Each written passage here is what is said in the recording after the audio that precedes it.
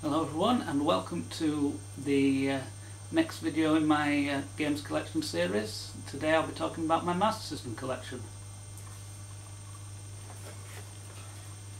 First game we've got here is Arcade Smash Hits. This was made by Virgin Games. It features Centipede, Missile Command and Breakout. Pretty decent versions of these games. I'd played Centipede prior to this on an Atari 2600.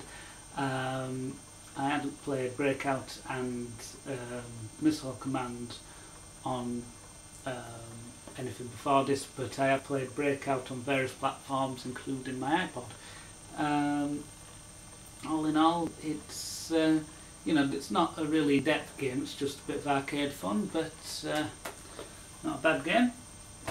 My next game is Alex Kidd in Miracle World. Now I don't have a cartridge for this due to the fact that it's built into my Master System, and can't really just bring that down for this. Well, I could, but couldn't be bothered. Next game, Castle of Illusion. Now this was a Disney game that was made by Sega back in the early 90s. Now back in the early 90s, Sega had the license with Disney to make games on their consoles, whereas I believe Capcom had the license to make Disney games on the Nintendo systems. Now this was also released on the Sega Mega Drive, but it's a completely different game. Well, it's the same basic premise, but the levels are different, and so I mean some are similar levels, but just a different layout, and some are completely different levels. I mean the third level on this is a chocolate factory level, whereas the third level on the Mega Drive version is a Tempest, sort of watery, so kind of like the Labyrinth Zone on Sonic's kind of level. But all in all, these were very good platform games and a lot better. I'd say these were some of the best Disney games ever made, a lot better than some of the recent stuff. I'll still try Epic Mickey though, so I'll decide once I've played that. Cool Spot. Now Cool Spot was actually a marketing thing for 7-Up. Basically the spot in the logo of 7-Up was Cool Spot, and this was a tie-in game. But it's again not a bad little platformer. The Mega Drive version is quite different, even though it's under the same name. You see, back in the Mega Drive and Master System days, rather than just being a scaled down part of the Mega Drive version, or the Mega Drive version being an upscaled part of the Master System version, you actually got a completely different game. So if you did own both consoles, you could own both versions of the game and get and have a different experience playing both of them. But not a bad little platformer, especially to say it would just used for marketing purposes. Another classic Disney game made by Sega, The Looking Down Caper, starring Donald Duck. Now there's a similar game on the Mega Drive called Quackshot, which follows a very similar premise to this, but again it's quite different. This whereas Quackshot is more like Donald Duck does Indiana Jones, this is more of Around the World with Donald Duck. So it's a good little platformer. Well, I really enjoyed it anyway.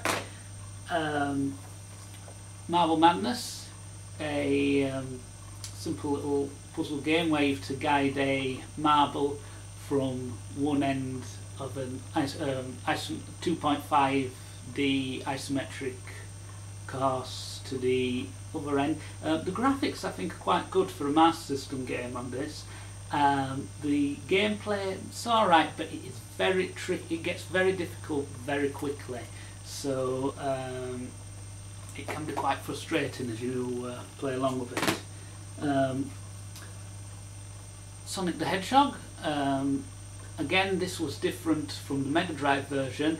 It had 3 levels that were basically the same but a different layout, which were Green Hill Zone, Labyrinth Zone and Scrap Brain Zone, and it had 3 unique levels, which were Bridge Zone, Jungle Zone and Sky Base Zone. Sky Base Zone is kind of based on Starlight Zone. I believe that they were developed at a similar time, and only Green Hill, Labyrinth and Scrap Brain were done on the Mega Drive version, so so they based them off the Mega Drive version, whereas the others they had to develop themselves. But not a bad little game. I don't have a case for it because it didn't come with one, because it was bundled with my Master System. Sonic 2. Now this, unlike the Sonic 1 game I just mentioned, is completely different from its Mega Drive counterpart. There are no similar levels or anything. In this game you still only play Sonic. Tails is not included in it, but basically the main story is that Tails has been captured by Robotnik and you've to rescue Tails. Now you need all the Chaos Emeralds in order to rescue Tails. If you don't have them, you miss the last level and you get the bad ending where Sonic doesn't rescue Tails, and whereas if you do get all the Chaos Emeralds and beat the last boss, you get the good ending with Sonic and rescuing Tails. Sonic Chaos. Now this is the first Sonic game that was released on the Master System that doesn't have a Mega Drive counterpart. It was also released on Game Gear and it was released in Japan as Sonic and Tails. Now this is the first game in which Tails is able to fly.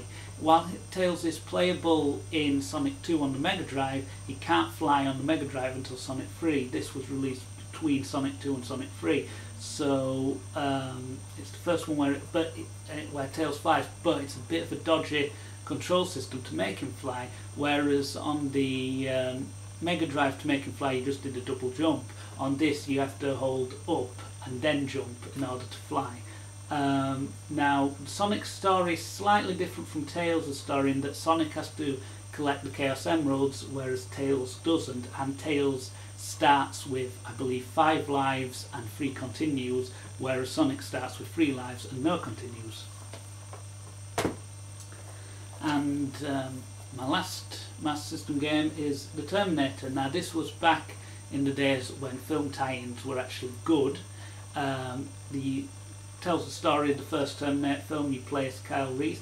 Again, another game where where the Master System version is rather different from the Mega Drive version. So I do have both versions.